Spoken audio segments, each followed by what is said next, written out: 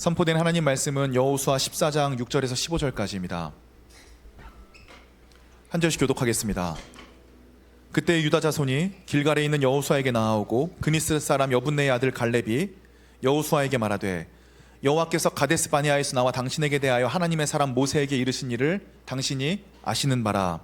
내 나이 40세의 여호와의 종 모세가 가데스 바네아에서 나를 보내어 이 땅을 정탐하게 하였으므로 내가 성실한 마음으로 그에게 보고하였고 나와 함께 올라갔던 내 형제들은 백성의 간담을 놓게 하였으나 나는 내 하나님 여호와께 충성하였으므로 그날에 모세가 맹세하여 이르되 내가 내 하나님 여호와께 충성하였은즉 내 발로 밟은 땅은 영원히 너와 내 자손의 기업이 되리라 하였나이다. 이제 보소서, 여호와께서 이 말씀을 모세에게 이르신 때로부터 이스라엘이 광야에서 방황한 지 이 45년 동안을 여호와께서 말씀하신 대로 나를 생존하게 하셨나이다. 오늘 내가 85세로 돼 모세가 나를 보내던 날과 같이 오늘도 내가 여전히 강건하니 내 힘이 그때나 지금이나 같아서 싸움에나 출입에 감당할 수 있으니 그날에 여호와께서 말씀하신 이 산지를 지금 내게 주소서. 당신도 그날에 들으셨거니와 그곳에는 아낙 사람이 있고 그 성읍들은 크고 견고할지라도 여호와께서 나와 함께 하시면 내가 여호와께서 말씀하신 대로 그들을 쫓아내리이다 하니 여분네 아들 갈렙을 위하여 축복하고 헤브론을 그에게 부주어 기업을 삼게 하매 헤브론이 그니스 사람 여분네 아들 갈렙의 기업이 되어 오늘까지 이르렀으니 이는 그가 이스라엘의 하나님 여호와를 온전히 쫓았음이라. 헤브론의 옛 이름은 기럇 아르바라. 아르바는 아낙 사람 가운데에서 가장 큰 사람이었더라. 그리고 그 땅에 전쟁이 그쳤더라. 아멘. 아멘. 얼마 전에 한 청년을 만났는데요. 청년이 가지고 있는 고민이 있었습니다. 그 청년은 자기 분야에서는 우리나라의 최고의 학력을 가진 청년이고 또 직장 생활한 지도 꽤 오래되었습니다. 작년 여름쯤에 그 친구가 자신이 하던 직장에서의 업무에 있어서 철저히 실패하는 일이 발생을 했습니다. 그 일 때문에 자신감을 많이 잃었고 그 일을 잠시 그만두고 다른 부서로 이동해서 직장 생활을 하는 중이었습니다. 그런데 올해 작년에 자기가 실패했던 그 일에 대한 부서로 새롭게 발령을 받을 수도 있다는 이야기를 듣게 되었습니다. 그 청년의 마음 가운데 두려움과 갈등, 방황이 가득했습니다. 이 얘기를 저에게 나누어 주었습니다. 저도 평소에 그 청년의 사정을 잘 알고 있었고 그 청년을 위해서 기도해 왔습니다. 그 청년의 이야기를 듣는 순간에 베드로의 이야기가 생각났습니다. 제가 어줍지 않은 새치 혀로 위로를 전하기에 앞서서 베드로의 이야기를 전하면 좋겠다 생각이 들어서 베드로의 이야기를 했습니다. 베드로는 예수님이 잡히시는 날 밤에 예수님을 배신했고 어린 여종 앞에서 예수님을 철저히 3번이나 부인했습니다.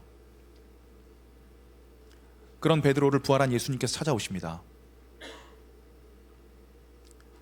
그리고는 그들에게 식사를 대접하십니다. 베드로가 식사를 막 먹기 시작했을 때쯤 예수님께서 물으십니다. 네가 나를 사랑하냐? 베드로가 얘기합니다. 내가 주를 사랑합니다. 예수께서 말씀하십니다. 그럼 내 양을 먹여라. 두 번째 예수께서 묻습니다. 네가 진짜 나를 사랑하냐? 다시 베드로가 얘기합니다. 주님을 사랑하는 줄 주님이 아십니다. 예수님 말씀하십니다. 그럼 내 양을 쳐라. 잠시 뒤에 예수님께서 또 물어보십니다. 네가 나를 진짜로 사랑하냐? 베드로가 3번이나 듣더니요 예수님의 말의 의도를 알아챘어요. 왜 3번 물어봤어요? 본인이 3번 부인했잖아요. 근심했어요. 그리고 예수님 눈치 보면서 이렇게 얘기했어요. 주님, 내가 당신을 사랑하는 줄 주님께서 아십니다. 예수님께서 말씀하십니다. 내 양을 먹여라. 베드로는 예수님에 대한 열정은 있었지만 실력이 부족했습니다. 베드로의 모습은 단순히 2000년 전에 예수님을 따랐던 한 남자의 모습이 아니라 우리의 모습이기도 합니다. 우리 인생은 예수님에 대한 열정은 있을지 모르나 실력은 그에 비해 철저하게 부족합니다. 그러므로 우리가 겪는 것은 실패입니다. 그 실패한 인생을 예수님께서 다시 찾아오십니다. 그 청년에게 이런 마음이 들었습니다. 실패했으니까 얼마나 두려울까. 하지만 그 부분에 대해서 다시 한번 오퍼가 오는 것은 어쩌면 예수님의 또 다른 사랑과 부르심일 수 있다. 최선을 다했으면 좋겠다. 결과는 모르겠습니다. 하지만 하나님의 마음을 충분히 전달했다고 생각합니다. 여러분, 제가 인생 살아보니까요, 기도와 말씀과 예배를 통해서 배워야 될 게 따로 있고요, 현실에서 배워야 할 게 따로 있습니다. 기도와 말씀과 예배를 통해서 배워야 되는 거는요, 세상에서 100년 1000년을 살아도 배울 수가 없습니다. 또 세상에서 배워야 되는 거는요, 기도와 말씀과 예배를 통해 100년 1000년 해봤자 배울 수가 없습니다.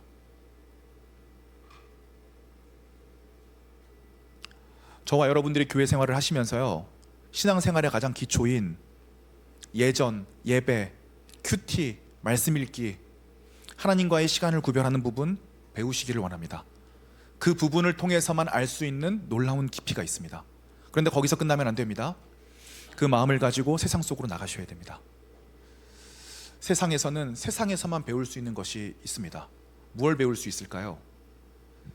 세상에서 철저히 실패하고 창피를 당해봐야 배울 수 있는 하나님의 깊은 섭리가 있습니다.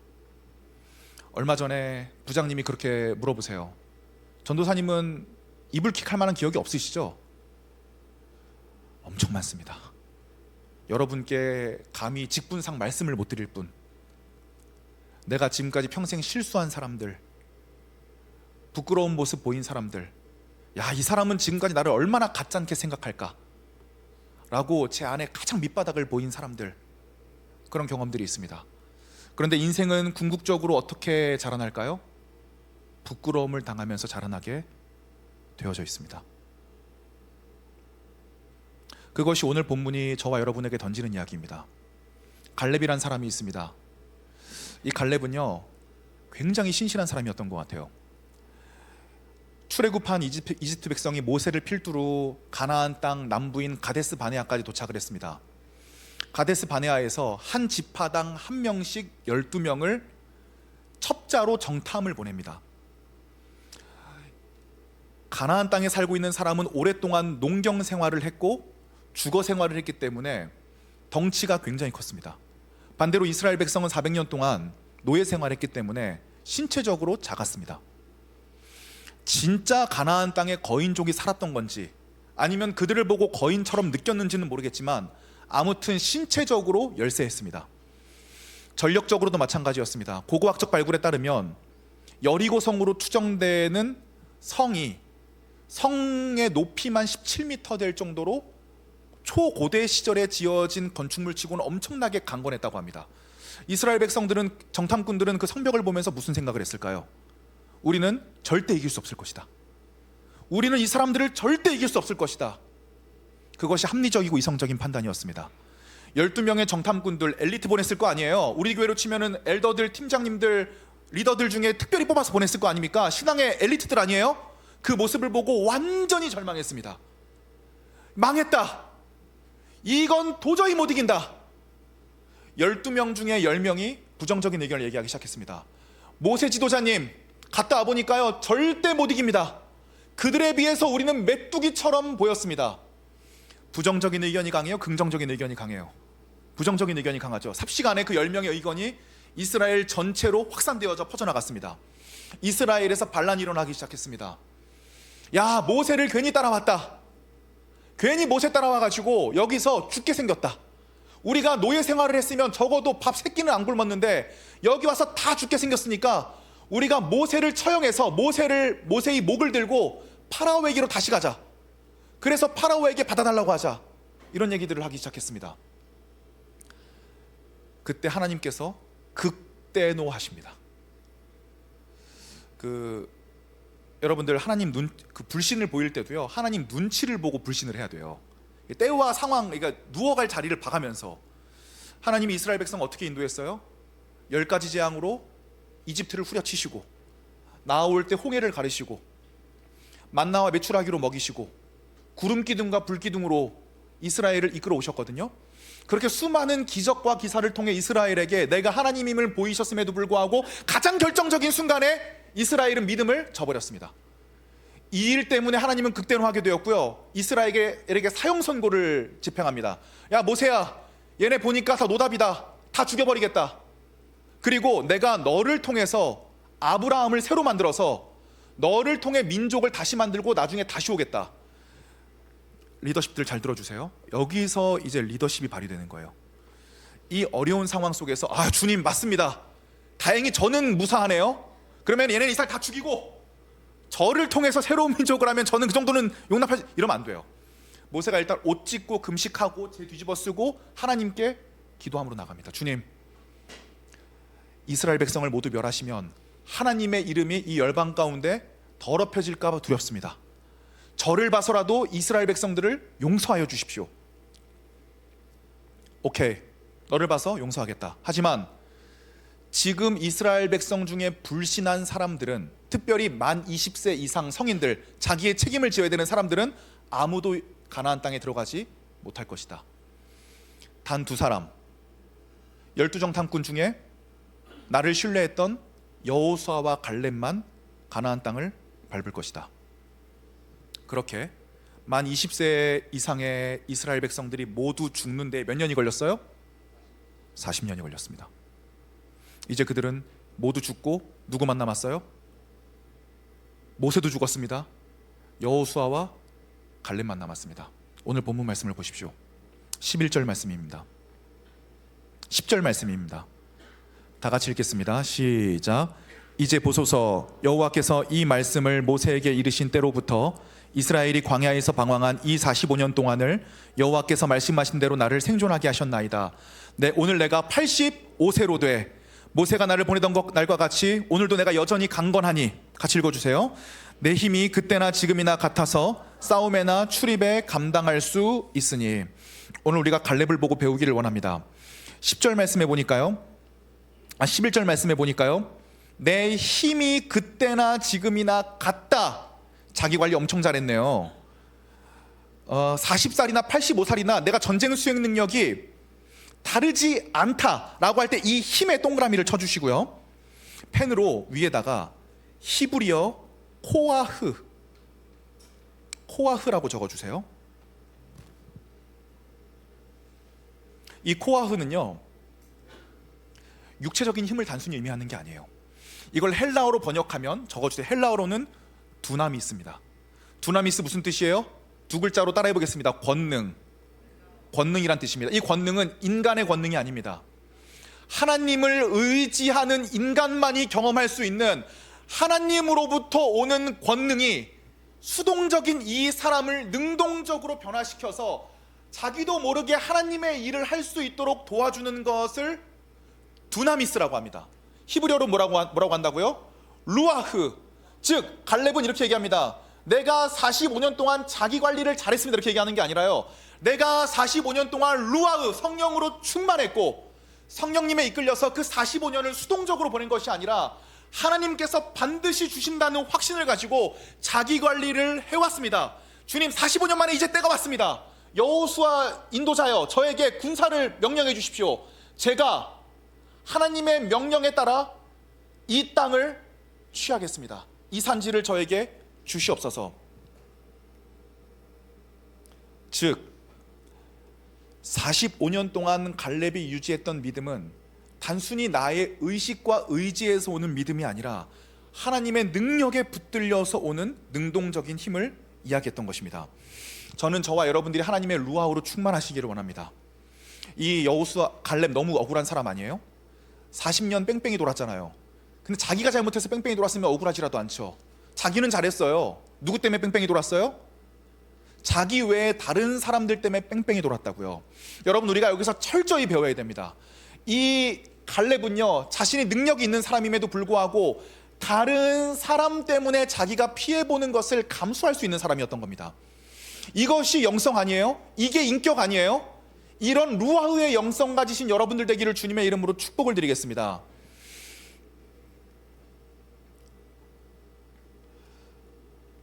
제가 나라를 위해서 기도한 지가 20여일이 넘었는데요, 나라를 위해서 기도할 때마다 제 안에 눈물과 아픔들이 있습니다. 제가 정치권의 행태를 보니까요, 여든 야든 국가와 국민을 생각하는 사람 모르겠어요. 지금까지 보기 어려운 것 같아요. 다들 이 국가적 위기 속에서요, 어떻게 하면 자기의 지위를 유지할까? 어떻게 보면 자기의 입속을 차릴 수 있을까? 어떻게 보면 자기의 정치적 사상을 제도적으로 만들 수 있을까? 다 이 생각하고 있는 것 같아요. 의리도 없고요, 공의도 없고요, 국민들을 생각하는 정치인들도 모르겠어요. 아직까지는 제가 못 찾은 것 같아요. 있으면 얘기 좀 해주세요. 이 부분을 볼 때, 야, 이런 상황 가운데에서 국가와 국민들만 피해를 보고 선동을 당하고 우리만 혼란스럽고 우리만 경제적으로 어렵게 되는 거구나. 이 시대를 보실 때 하나님이 우리를 어떻게 보실까 생각할 때 하나님이 정말 눈물을 흘리시면서 아파하실 것 같다. 이 마음을 볼 때 제가 국가를 기도할 때마다 아픔이 있습니다. 저에게 몇몇이 물어보세요. 이런 상황에서 우리가 참고해야 되는 성경 구절이 있느냐? 놀라운 사실은요, 이러한 상황에서 참고해야 될 성경 구절이 없습니다. 제가 두 가지만 말씀을 드리고 싶어요. 교회의 존재 이유는 1차적인 이유와 2차적인 이유가 있습니다. 1차적인 게 더 선행되는 이유예요. 예수님이 사역하셨을 때는요, 로마의 식민 지배를 받던 때였습니다. 우리나라로 치면 일제 식민지 때였어요. 성경에서 놀라운 사실이 있습니다. 예수님의 말씀 중에요, 독립에 대해서 언급하신 말씀이 한 번도 없어요. 심지어요, 예수님의 12제자 중에서는요, 당시에 완전 극보수라고 할 수 있는 친일파였던 마태가 있습니다. 심지어는 열심당원 시몬도 있는데요, 이 열심당원은요, 지금으로 치면 독립운동가들이에요. 무슨 얘기예요? 예수님의 제자 중에요, 친일파도 있고요, 독립운동가도 있다는 얘기입니다. 많은 사람들이 이렇게 여러분들이 현혹할 겁니다. 여러분들이 기독교인이라면 우쪽을 따라야 됩니다. 여러분들이 기독교인이라면 좌쪽을 따라야 됩니다. 이분들은 항상 이렇게 얘기를 하더라고요. 이런 말에 현혹되지 마시기를 바랍니다. 둘 다 잘못된 얘기예요.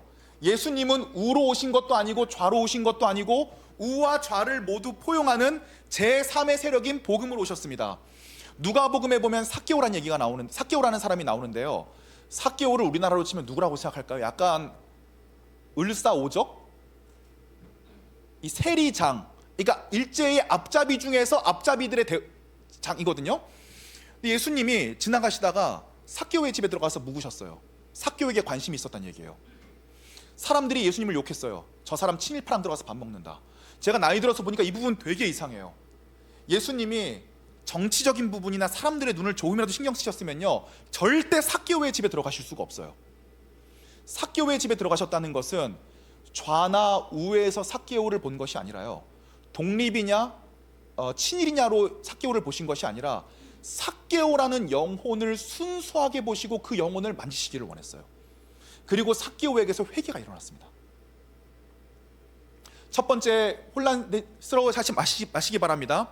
복음은 좌도 아니고 우도 아닙니다. 우적인 마음의 본바탕을 가진 분들이 복음을 볼 때 우리 쪽으로 보이는 거고, 좌쪽의 마음의 바탕을 보신 분들이 복음을 볼 때 우리 쪽이라고 보입니다. 그런데 예수님은요, 좌적인 부분도 있고 우적인 부분도 있는데요, 그분은 정치적인 우나 좌에 대한 색깔을 가지고 좌쪽으로 우쪽으로 하신 것이 아니라요, 복음과 하나님 나라의 관점을 가지고 그에 따라서 행동한 것이라는 사실을 우리가 알 필요가 있겠습니다. 그래서 저와 여러분들이 국가를 위해서 기도하기를 원합니다. 국가를 위해서 기도해야 됩니다. 여러분들이 야든 여든 상관이 없습니다. 여러분들의 정치적인 색깔보다요, 복음적과 하나님 나라의 가치관이 더 밑바탕을 차지하기를 원합니다. 그게 그리스도인입니다. 제가 오랫동안 기도하고 있어요.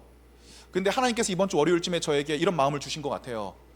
이 시대의 아픔을 함께하는 아직 순수한 복음의 형태를 간직한 3,000명의 청년들이 전국에 남아있다. 그 3,000명을 모아서 금식해서 나라를 위해서 기도해라. 제가 이거 아직 하나님 마음인지 아닌지 확실치가 않아서요, 아직도 기도하고 있어요. 근데 하나님 마음이면요, 바로 일 시작하려고요, 이미 스태프들 대부분 다 구해놨어요. 엘더분들, 우리 목요일날 들어오신 기도팀 분들한테는 제가 이런 얘기들도 이미 해놨어요. 신학적인 사상들도 다 써놨어요. 어떤 방식으로 나아갈지요.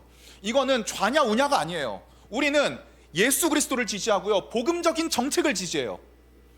우리는 복음적이지 않은 정책에 대해서는 목숨 걸고 반대해야 돼요. 정치 운동 하시지 말란 얘기가 아니에요. 하지만 근본적으로 하나님 나라의 복음에 대한 그 변함없는 한 사람의 영혼을 바라보는 마음이 없다면 정치는 새로운 사단과 오름이 되어서 저와 여러분의 자리를 대체한다는 이야기를 드리는 것입니다. 또 교회는 두 번째 의미도 있는데요, 첫 번째가 우선이고요, 두 번째로 나아가셔야 돼요. 시대적 아픔을 국가와 국민들과 함께 해야 된다 라고 하는 시대적 소명이 교회 안에 분명히 부어집니다.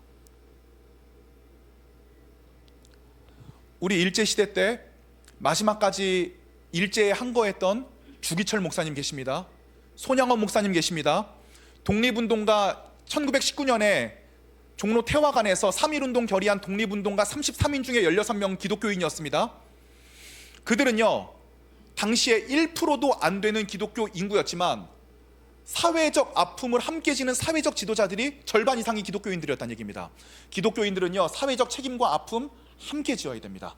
좌냐 우냐 그거 얘기하는 거 아니에요. 그 사회적 아픔에 함께 해야 됩니다.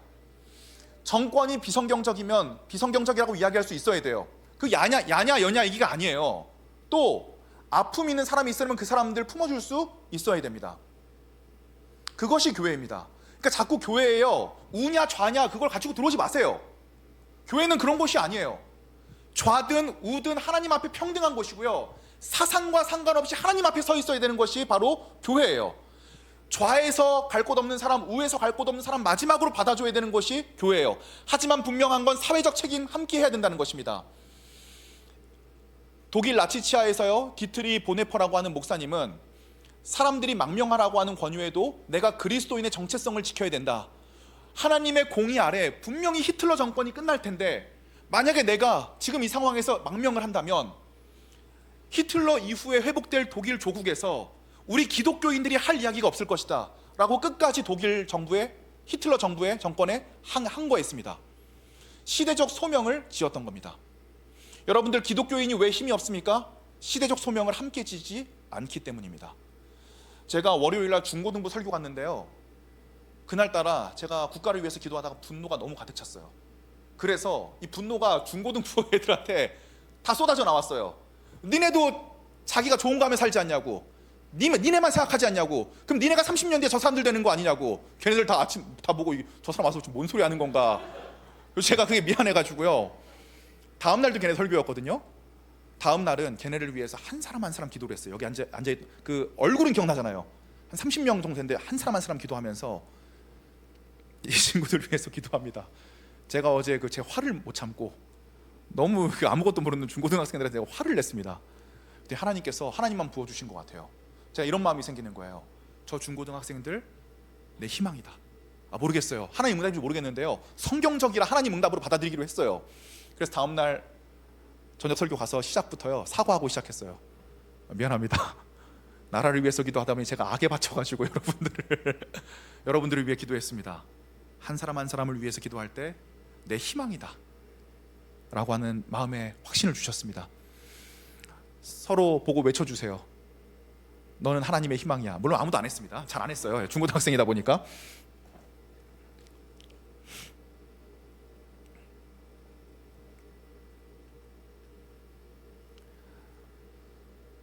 교회에서 배울 수 있는 것이 있고요, 우리의 삶에서 배워야 되는 것이 있습니다. 그런데 그 실패는 대부분 그 배움은 대부분 어디서부터 오냐면 실패에서부터 온다는 것입니다. 방황하고 혼란스럽고 아프고 이런 경험들을 통해서 온다는 것입니다.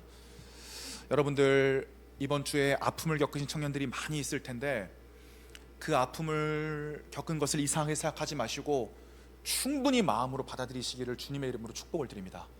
그 아픔을 통해서 배우는 것입니다. 그 방황을 통해서 배우는 것입니다. 그런데 하나님께서 저와 여러분들에게 코와 흐 주시기를 원합니다. 여러분, 성령님의 민감하시기를 원합니다. 성령님께서 우리와 어떻게 우리의 인생에 동행하시는지를 계속적으로 맡겨주시기를 원합니다. 그 코와 흐를 경험했으면 좋겠는 거예요. 하나님께서 우리의 인생을 사로잡아서 더 이상 수동적으로 살 수 없고 능동적으로 살 수 있게 만드는 그 코하을을 우리가 경험하기를 원하는 것입니다. 고린도후서 13장에서는 이렇게 얘기합니다. 4절 5절 보여주시죠. 그리스도께서 약하심으로 십자가에 못 박히셨으니, 여기서 약하다는 건요, 진짜 약한 게 아니에요. 정말 강력했기 때문에 약해질 수 있는 코아흐의 약함을 이야기합니다. 아직 아기를 안 낳아서 모르겠네요. 추억이 있어요. 저 어렸을 때는 씨름이 유행했거든요. 그럼 명절 때 꼭 아침마다 그 씨름을 해요. 뭐 백두장사 뭐 이런 걸 한단 말이에요. 지금도 하나요? 하면은 아빠랑 그걸 보다가 아빠한테 씨름하자고 해요. 그럼 이제 아빠랑 씨름하죠. 그럼 누가 이겨요? 원래는 아빠가 이기잖아요. 근데 아빠가 어떻게 해줘요? 이렇게 경험들 없어요. 왜 그래요? 아빠가 처음에 몇 번 이기다가 내가 막 열받아하고 이러면은 아빠가 이렇게 내가 이앗 하면 아빠가 으악 하면서 져주잖아요. 그게 약함입니다. 예수님은 힘이 없고 약했기 때문에 죽으신 게 아니에요. 정말 약해질 수 있는 사람은 하나님의 코아우로 힘이 써진 사람이 약해질 수 있습니다. 청년 여러분, 우리가 약해지기를 축복을 드립니다. 이 약해지라고 하니까 자꾸 막 힘을 빼야 되나요? 공부를 안 해야 되나요? 능력이 없어, 이런 얘기, 이게 아니에요. 진짜 힘이 있지만 이 힘을 나를 위해 사용하지 않고 하나님의 붙들림 속에서 하나님과 타인을 위하여 사용할 수 있도록 성령의 붙들린 상태가 바로 이 약함인 것입니다. 그리스도의 기본적인 영적인 원리는 어디에 있어요? 약해짐에 있습니다. 그러면 약하심으로 십자가에 못 박히셔서 어떻게 됐어요? 하나님의 능력으로 살아계셨다. 그러므로 바울이 이렇게 얘기합니다. 우리도 예수 그리스도 안에 약하나 너희에게 대하여 하나님의 능력으로 그와 함께 살아날 것이다. 약함을 기뻐하시기를 원합니다. 그 약함을 통하여 하나님께서와 여러분들을 사용하실 것이기 때문입니다. 약해지기를 원합니다. 능력 없어지라는 얘기가 아니에요. 능력 길러야 됩니다. 하지만 이 능력에도 불구하고 하나님의 코아우로 내가 하나님께 붙들려진 상태, 그러므로 내가 형제를 사랑할 수 있고 손해볼 수 있는 상태로 가는 것을 약함이라고 얘기합니다. 여러분, 정치권 위에서도 기도해 주시기를 원합니다. 정치가들 약해지기를 원합니다. 약함이 뭐예요? 지금 정치권 어때요? 서로 죽이지 않으면 안 끝나는 거예요. 이게 우리나라 조선시대 역사랑 똑같은 거예요. 서로 붕당 정치랑 똑같아요. 서로 이거 죽이지 않으면 안 끝나요. 이거는 약함이 아니에요. 이게 세상적인 강함입니다. 어떻게든 힘으로 저쪽을 누르지 않으면 내가 살아남을 수 없는, 그것이 양육강식이고 진화론이고 세상 아니에요. 하나님의 방식은 그게 아니라는 것입니다. 성령으로 루아흐 되어서 내가 약해짐으로 나아가는 삶의 방식을 사시기를 부탁을 드립니다. 그런데 한 가지 기억할 게 있어요. 예수님이 비둘기처럼 순결하고 뱀처럼 지혜로우라고 했어요. 우리가 하나님의 뜻에 따라서 루아의 약해짐으로 형제와 자매를 품으려고 할 수 있어요? 그럼 그걸 이용하는 사람이 생겨요. 이용당하는 건 옳은 거예요, 그른 거예요? 그른 거예요. 내가 약함으로 형제의 마음을 품되 루아로 약해지되 그 약함을 이용하여 자신이 이익을 보려고 하는 사람에 대해서는 엄청난 지혜가 필요하다라는 것입니다. 자, 그러면 갈렙은 이렇게 얘기합니다.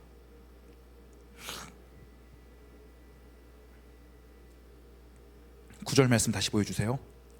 여호수아 14장 9절에 보면요, 그날에 모세가 맹세하여 이르되 내가 내 하나님 여호와께 충성하였은즉 내 발로 밟은 땅은 영원히 너와 내 기업의 자손이 되리라 하였나이다. 두 군데를 찾아볼 건데요. 첫 번째는 민수기 14장 24절입니다. 그러나 내 종 갈렙은 그 마음이 그들과 달라서 나를 온전히 따랐은즉 그가 갔던 땅으로 내가 그를 인도하여 들으리니 그의 자손이 그 땅을 차지하리라. 갈렙은 이 말씀을 붙들었습니다. 신명기 1장 36절에서는 이렇게 얘기합니다.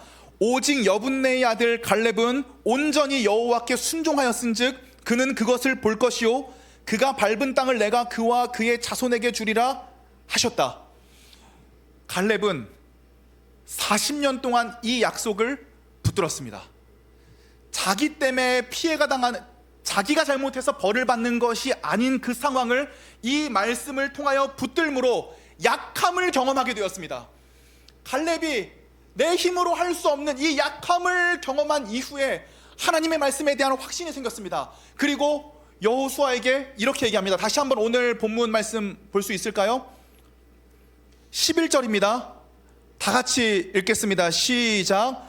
모세가 나를 보내던 날과 같이 오늘도 내가 여전히 강건하니 내 힘이 그때나 지금이나 같아서 싸움에나 출입에 감당할 수 있으니 그날에 여호와께서 말씀하신, 다 같이 읽게, 시작. 이 산지를 지금 내게 주소서. 당신도 그날에 들으셨거니와 그곳에는 아낙 사람이 있고 그 성읍들은 크고 견고할지라도 여호와께서 나와 함께 하시면 내가 여호와께서 말씀하신 대로 그들을 쫓아내리이다 하니. 아멘. 그래서 고민했어요. 갈렙에게는 이 말씀을 주셔서 이 말씀을 붙들었는데 저와 여러분에게는 무슨 말씀 주셨을까? 말씀 카드 뽑으신 거 기억나죠? 이거 우리 전본 거 아니에요? 다시 말씀드려요. 말씀 코드 뽑자고 하니까 막 눈 감고 막 이러면서 뽑는 청년들이 있어요. 회개하시길 바래요. 올해 송구영 신 때는 안 그러시길 바래요. 그리고 막 눈 감고 막 어떻게든 밑에서 막 이렇게 막 감을 보려고 하는 청년들이 있더라고요. 그런 거 하지 말아요. 그냥 뽑으세요. 이거 제비 뽑기에서 막 점 보는 것처럼 막 점 쳐가지고 막 야 올해는 이렇게 돼, 이런 게 아니에요. 무슨 뜻이에요? 하나님의 말씀인 계시를 붙들고 말씀과 동행하여 올 한해 살아가라는 의미입니다. 그런데도요 불구하고 놀라운 사실은요, 그 우리가 뽑은 말씀 중에 우리의 삶의 문제가 그 안에 담겨져 있어요. 그렇지 않아요? 놀라운 거예요. 그러면 그 말씀을 점쟁이처럼 생각하는 게 아니라 하나님께서 우리에게 하신 약속으로 붙들고 우리가 하나님과 동행하여서 올 한 해를 살아내는 것입니다. 그 땅에는 강력한 아낙 자손이 있지만 주님의 말씀에 의지하여 내가 이 산지를 취하겠습니다. 내가 지난 40년 동안 하나님의 약속을 붙들고 85세가 되어도 강건할 정도로 체력과 정신력을 만들어놨습니다. 하나님이 이제 그 약속을 내가 취하겠습니다. 말씀 마무리하려고 합니다. 우리 인생에 두려움들이 많이 있습니다. 그 두려움을 충분히 숙고해 보시기를 바랍니다. 그 두려움을 이기실 수 없으면요, 하나님이 주신 루하흐를 붙들기를 원합니다. 저는 이번 주에 무릎이 좀 아팠습니다. 제가 다리를 조금씩 절거든요. 그러다 보니까 조금 무리해서 걷거나 뛰면은 그 다친 쪽 반대쪽이 많이 아파요. 조금 절기도 하고 더 심하게 절기도 하고 그러는데요.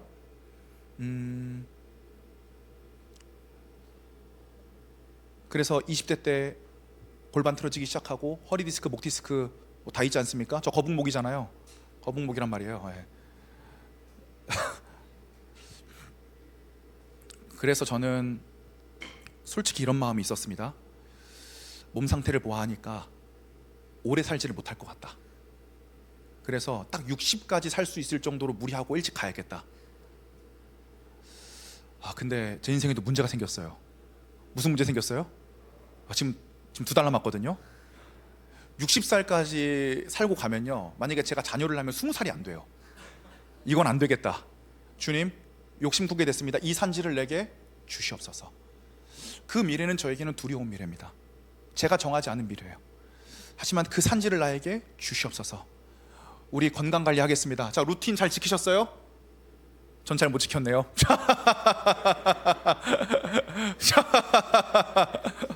다시 도전하는 겁니다. 이번 주에 루틴 정하고 하나님 앞에 시간 내고 운동하고 우리 관리하는 거 철저히 하는 거예요. 내가 자기 동기부여로 하는 거 아니에요. 우리에게 부어주신 루아흐로 약해지기 위해 하는 거예요. 하나님을 붙들기 위해 하는 거예요. 하나님께서 우리를 분명히 쓰실 건데 그 시간에 내가 준비되기를 원합니다.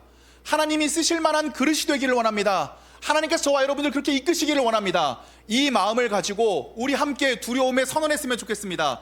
주님, 이 산지를 내게 주시옵소서. 그날에 말씀하신 그 땅을 45년이 지난 지금 내가 하나님 앞에 취하겠습니다. 이런 하루하루를 만들어 가시기를 주님의 이름으로 축복을 드리겠습니다. 두려움의 지배를 받지 마시고 성령의 충만함을 받기를 바랍니다. 두려움과 매일같이 싸워나가기를 원합니다. 하나님의 능력에 붙들림 받기를 원합니다. 하나님 생각하시기를 원합니다. 시간 구별하시기를 원합니다.